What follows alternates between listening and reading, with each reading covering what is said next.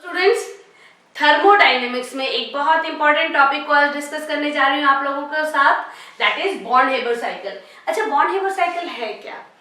Bond Haber cycle एक cycle है जिसमें ग्रुप ऑफ बहुत सारी जो एक लैटिस बनने के लिए जो जो एनर्जी ट्रांसफॉर्मेशन होती है, उस दौरान जो हीट ट्रांसफर होता है, उन सबको क्यूमुलेट करके हम लैटिस एंथैल्पी कैलकुलेट करते हैं। अब कहोगे लैटिस एंथैल्पी क्या है? लैटिस एंथैल्पी बता देती हूँ पहले मैं आप लोगों को। लैटिस एंथैल्पी, देखो पहले जानते हैं वर्ड लैटिस। लैटिस होता है स्पेस में, देखो आयोनिक जो सॉलिड्स होते हैं हम उसके बारे में जानते हैं कि उनका जो आयंस होते हैं, for example sodium chloride ions है, इसमें सोडियम आयन है और क्लोराइड आयन है। तो ये जो आयंस है ये स्पेस में एक डेफिनेट पैटर्न में अरेंज होते हैं और उस डेफिनेट अरेंजमेंट को हम लोग क्या कहते हैं? लैटिस कहते हैं। डेफिनेट पैटर्न में जो आयंस अरेंज होते हैं आयोनिक सॉलिड के, तो वो एक डेफिनेट ज्योमेट्रिक पैटर्न बनाता है। अगर हम उन सारे पॉइंट्स को जोड़ दें जहां जहां पे वो आयंस है, तो वो एक ज्योमेट्रिक पैटर्न बनाता है, उसे हम कहते हैं लैटिस। अब लैटिस एंथैल्पी क्या है? लैटिस एंथैल्पी, देखो थर्मोकेमिस्ट्री में हम लोगों ने बहुत अलग अलग तरह की एंथैल्पीज के बारे में बात की है।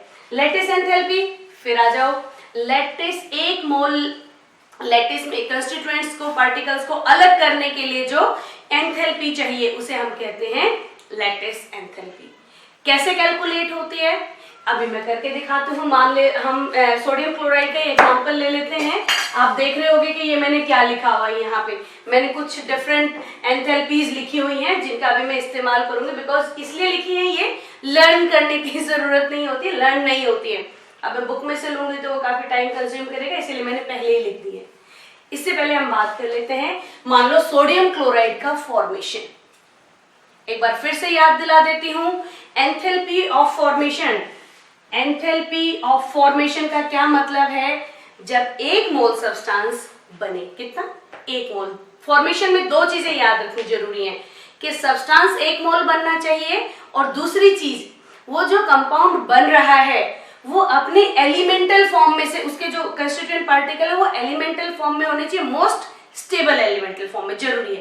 कंपाउंड से कंपाउंड बनेगा तो एंथैल्पी ऑफ फॉर्मेशन नहीं कहेंगे हम उसे। तो हम बात करें NaCl की, तो फॉर्मेशन, एंथैल्पी फॉर्मेशन की बात अगर करें ना, तो पहले तुम कंपाउंड बना लो, उसके बाद देखते हैं किस चीज से बना है। हम किसकी बात करें? NaCl की। एक मोल NaCl हमने बनाना है, किस किस से बना हुआ है? सोडियम से और क्लोरीन से। तो ये जो एलिमेंट से मिलके बना है, ये एलिमेंट्स अपनी कौन सी मोस्ट स्टेबल स्टेट में होते हैं? सोडियम तो Na मिलेगा और क्लोरीन की स्टेबल स्टेट क्या होती है? Cl। तो फिर से याद दिला दिया, एंथैल्पी ऑफ फॉर्मेशन का मतलब होता है वो एंथैल्पी चेंज, वो एंथैल्पी हीट का ट्रांसफर टू द सिस्टम और अवे फ्रॉम द सिस्टम, जब एक मोल कंपाउंड बने अपने कंस्टिट्यूएंट एलिमेंट्स में से और वो एलिमेंट्स अपनी स्टेबल फॉर्म में होने चाहिए, बस यहाँ पे कंपाउंड ना हो। तो इस दौरान कुछ एंथैल्पी चेंज जो होगी उसको हम क्या कहेंगे? Enthalpy of formation. ये लैटिस है, आयोनिक सॉलिड है, एक मोल लैटिस बनाएगा। आप देखो यहां से सोडियम को और क्लोरीन को मिल करके सोडियम क्लोराइड बनाना है। कैसे बनेगा? हम जानते हैं सोडियम एक इलेक्ट्रॉन लूज करेगा और क्लोरीन एक इलेक्ट्रॉन गेन करेगा। वो सारे के सारे एक ही स्टेप में होने वाले प्रोसेस नहीं है। कैसे होगा देखते हैं। सबसे पहले तो सोडियम को किस में कन्वर्ट करना पड़ेगा? बेटा कभी भी सॉलिड स्टेट में इलेक्ट्रॉन्स लूज या गेन नहीं होते हैं, तो पहला काम लूज या गेन करने के लिए उसको किस में कन्वर्ट करना है?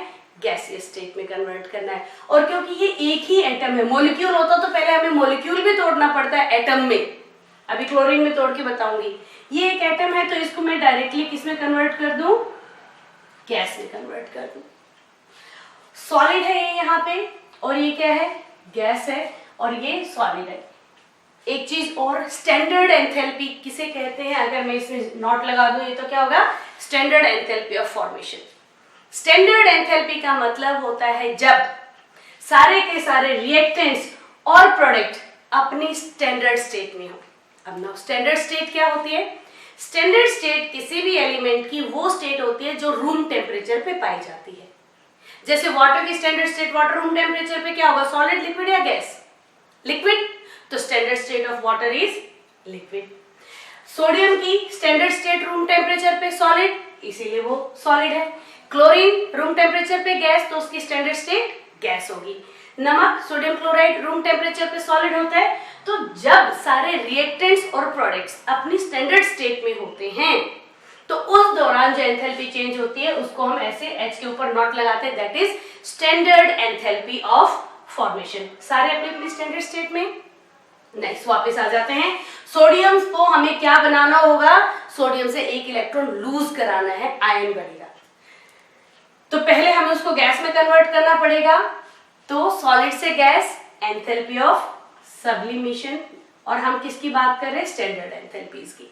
स्टैंडर्ड एंथैल्पी ऑफ सब्लिमेशन यहाँ पे यूज होगी। सॉलिड से किस में कन्वर्ट हो रहा है, गैस में। ये देखो मैंने यहाँ पे लिखा हुआ है, standard enthalpy of sublimation 108.4 kilo joules per mole, किसकी, सोडियम की। सब की नहीं होती है, ये सोडियम की है, मैंने पहले से लिखा हुआ है।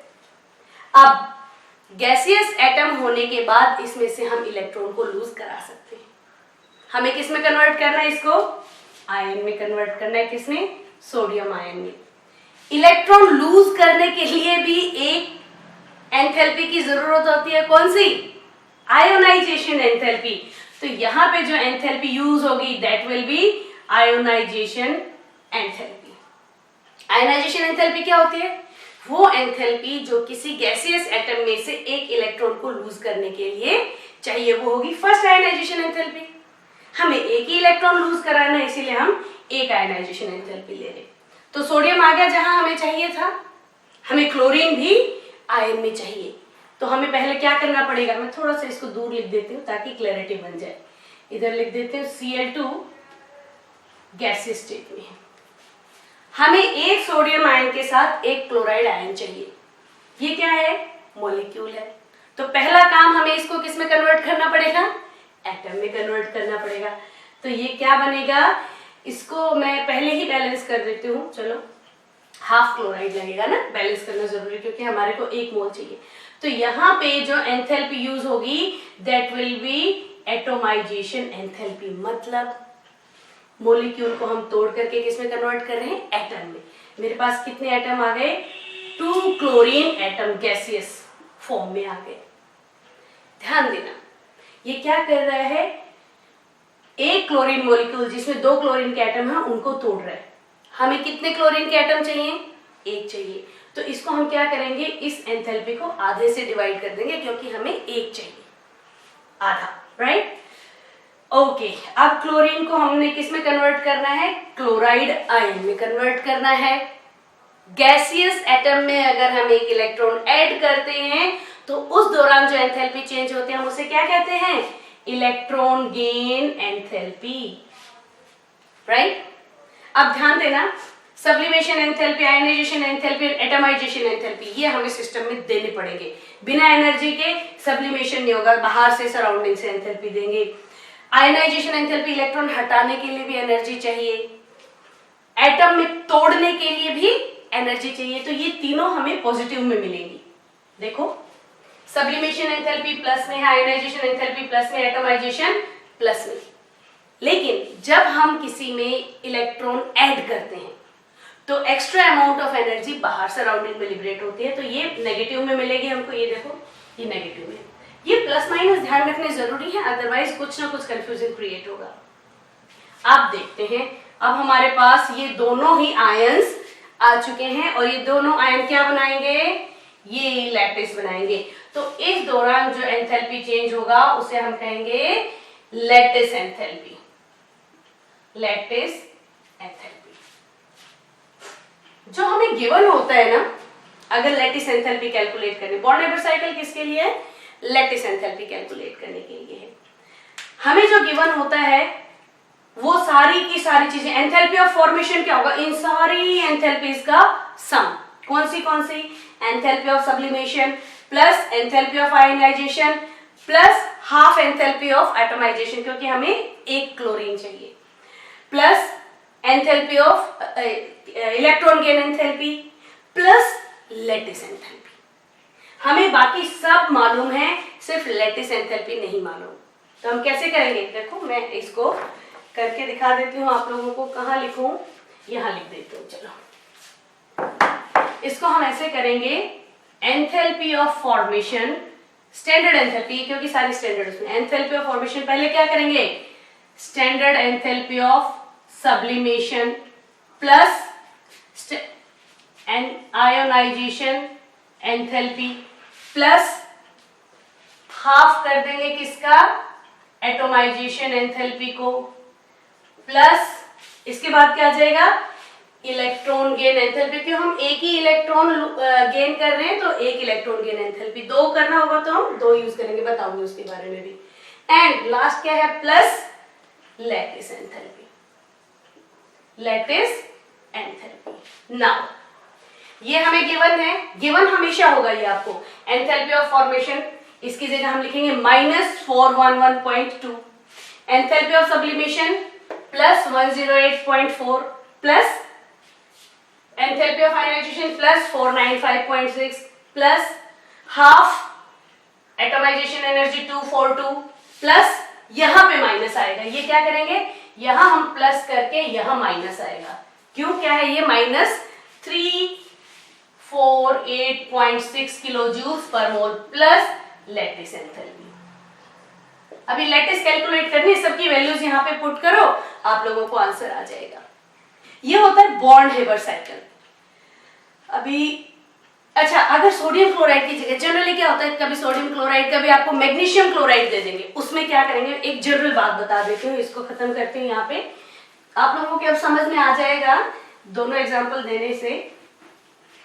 हमारा मकसद होता है आयोनिक जो कंपाउंड बन रहा है कब बनता है, जब हमारे पास दोनों आयन्स मौजूद हो, आयन तक पहुंचाना है। जैसे मैं बात करूं Mg प्लस 2 क्लोरीन नहीं, क्लोरीन गिव्स MgCl2, ये तो बैलेंस जो कोई दिक्कत नहीं।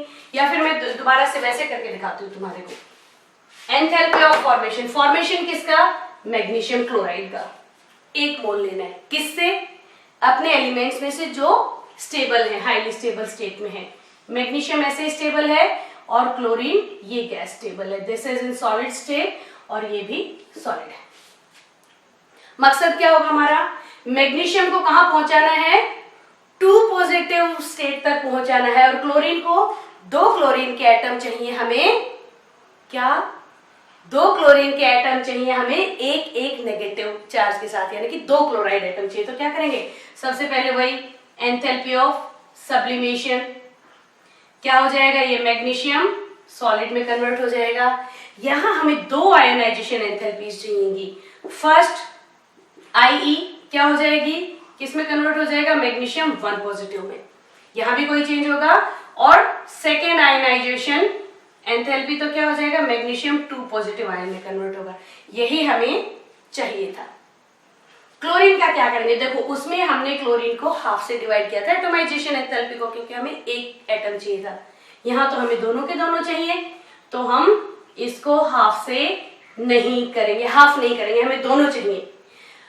अब इलेक्ट्रॉन गेन एंथैल्पी, एक क्लोरीन तो एक electron, first electron gain enthalpy लेगी, लेकिन हमारे पास 2 एटम्स हैं, तो हम क्या, देखो अब ऐसे समझाऊंगी तो क्या हो जाएगा, ये एक क्लोराइड आयन और एक क्लोराइड आयन, तो यहाँ पे भी आयनाइजेशन इलेक्ट्रॉन गेन एंथैल्पी और एक इलेक्ट्रॉन गेन एंथैल्पी, यहाँ पे या तो 2 से मल्टीप्लाई कर दो, एक ही बात है, और हमारे पास क्या आ जाएंगे, यहाँ पे 2 क्लोराइड आयन आ जाएंगे, और ये दोनों क्या बनाएंगे, लैटिस एंथैल्पी। क्लियर है। इसी तरह से आप किसी भी आयोनिक कंपाउंड को लैटिस एंथैल्पी कैलकुलेट कर सकते हो बॉन्ड हेबर साइकिल ड्रॉ करके। बॉन्ड हेबर साइकिल ड्रॉ करने का मकसद एक ही है, क्या है, पहले दोनों कंस्टिट्यूएंट्स को आयन में लेके आना है। आयन में आने के लिए दोनों को गैसियस स्टेट में होना जरूरी है। उसके बाद पॉजिटिव को इलेक्ट्रॉन आयोनाइजेशन एंथैल्पी और नेगेटिव को इलेक्ट्रॉन गेन एंथैल्पी से आयन बनाना है एंड लैटिस एंथैल्पी तक लेके जाना है। होपफुली ये वाला टॉपिक आप लोगों को क्लियर हो गया है। अभी कोई और डाउट्स हो तो आप कमेंट सेक्शन में मुझे बता देना। और इसकी प्रैक्टिस बहुत जरूरी है। प्रैक्टिस नहीं करोगे है बहुत आसान, दोबारा सोचने की भी जरूरत नहीं पड़ेगी, कुछ लर्न ही नहीं करना, everything will be given to you, है ना। Concept clear, topic clear, numerical solve. तो आप लोग इसको तब तक प्रैक्टिस करो, खूब सारा शेयर करो और खूब सारी पढ़ाई करो। तब तक के लिए गुड बाय।